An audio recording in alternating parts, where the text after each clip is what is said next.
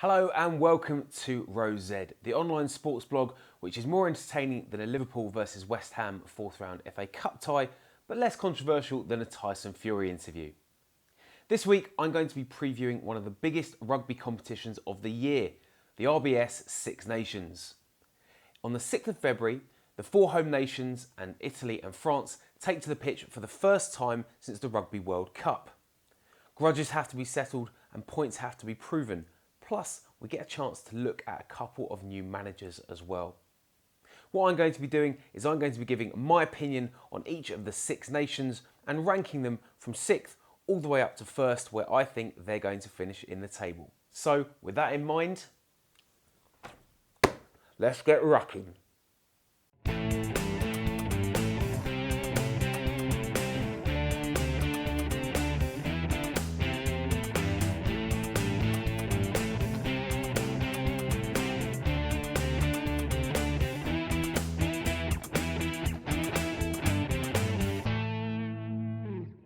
Now, did you know the Six Nations is the only competition in world sport to officially award a prize for last place?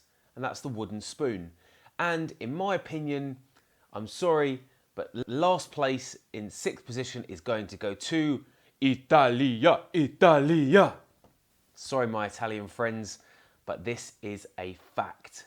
Now, did you know that Italy actually finished 4th in 2007 and 2013, which is their highest ever finish in the competition? So they do have potential to do quite well, but unfortunately, this isn't going to be the year.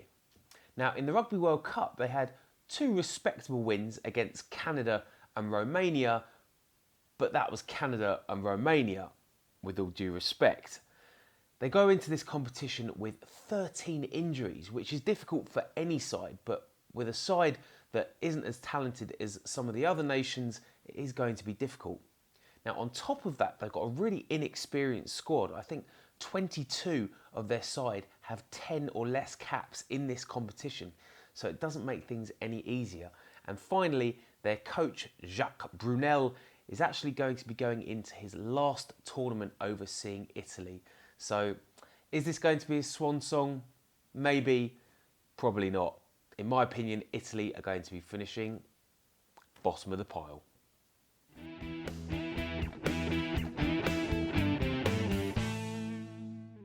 Now that we've got the wooden spoon out of the way, I'm going to predict 5th place, and that goes to France. Now, there was a time where France used to be one of the powerhouses of Northern Hemisphere rugby. However, plus maintenant, not anymore.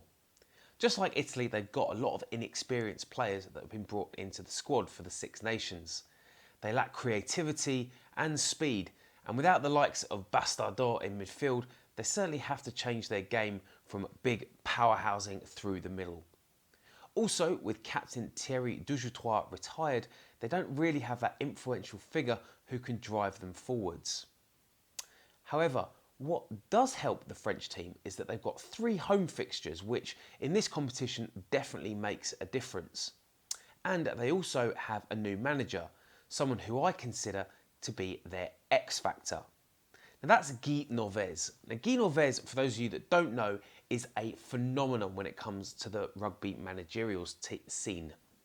He hasn't managed an international side, but he led Toulouse to 10 league championships in France, as well as 4 Heineken Cups. So if he can get his French side singing, well, they will certainly be climbing up the table.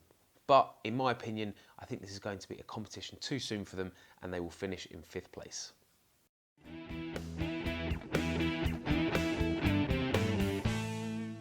Now, the team that I'm going to predict will finish 4th may surprise a few people, but I'm going to say Scotland.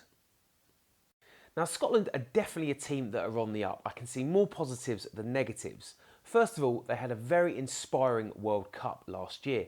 Everyone remembers that game against Australia. And what they've done is they've kept a lot of that side from the Rugby World Cup squad. They've got some really exciting players, the likes of Tim Visser, Duncan Taylor, Johnny and Richie Gray. And on top of that, they also have 2 world-class players, in my opinion, in Stuart Hogg and Greg Laidlaw. Now, both of those players can change the game in an instant.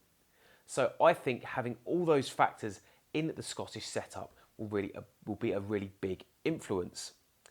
Now, the thing that works against Scotland, they've got a really inexperienced front row. I believe two of their players that have been called up to the squad are uncapped, and anyone that knows their international rugby will know that the front three, the two props and the hooker, are crucial when it comes to winning games.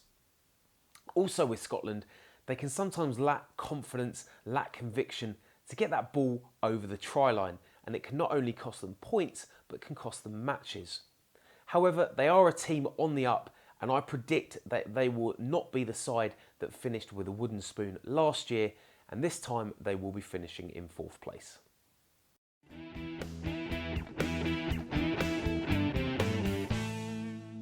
Now, flying up that table, and the team that I think will finish 3rd will be England.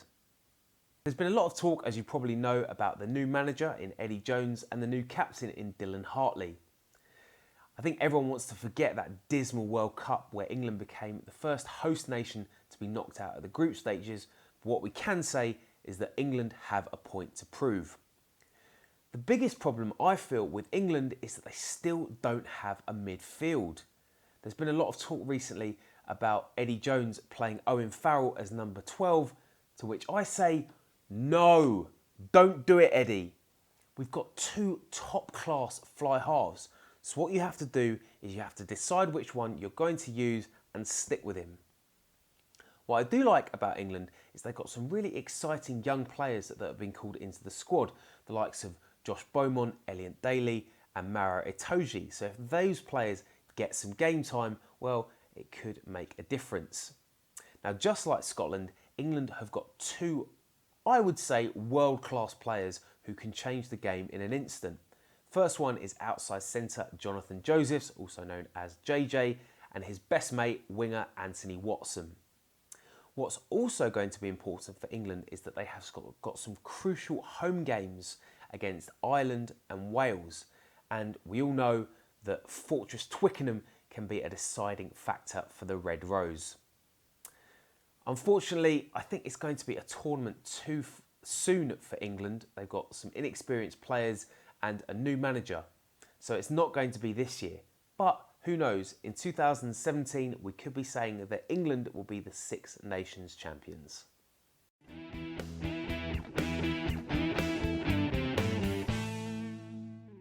Now we're getting close to the end, and the team who I think will finish in the runners-up position is Wales.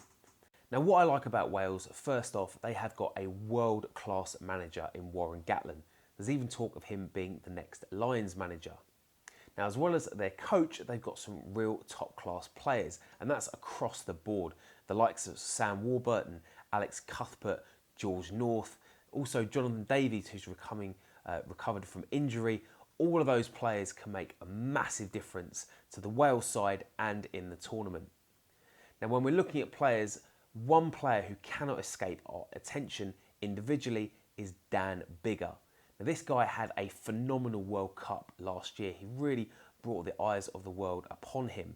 And if he can repeat that form into this competition, well, he is going to be one of the best players in the world.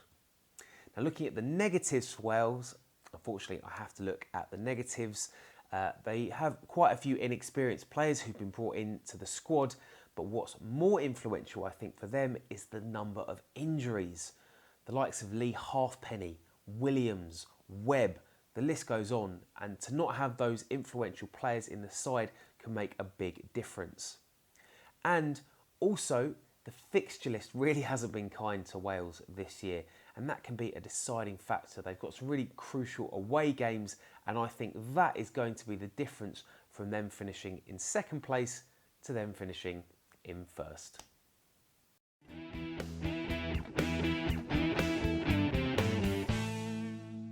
So this is it, we've gone from 6th to 2nd, and it's now time for me to announce who I think will be the RBS Six Nations 2016 champions. And that goes to, yes, there's not much suspense because we've announced the other teams already. 1st place goes to Ireland. Now, it took a lot of time for me to decide between Wales and Ireland, and it wasn't an easy decision, but Looking at all the factors, I definitely think that the Irish team had more going for them than against them. First of all, they've got a great coach in Joe Schmidt, and Joe has only called up 4 uncapped players for this year's squad, so they've definitely got an experienced side. Now, when Paul O'Connell announced his retirement, everyone thought that there wasn't going to be another player who could fill his shoes.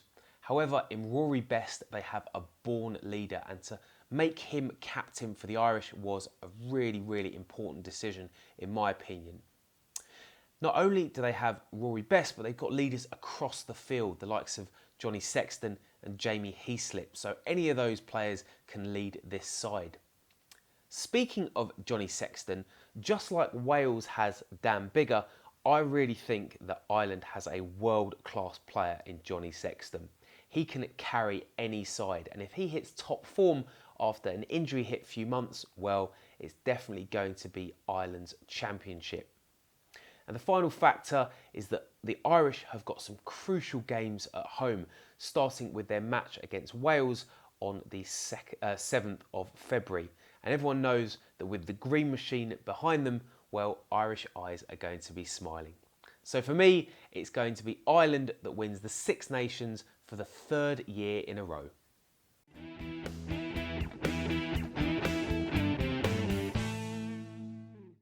So there you go, those were my Six Nations predictions. I'm sure you think entirely different, and that's fine. Feel free to comment below, and you can also like and subscribe to my channel.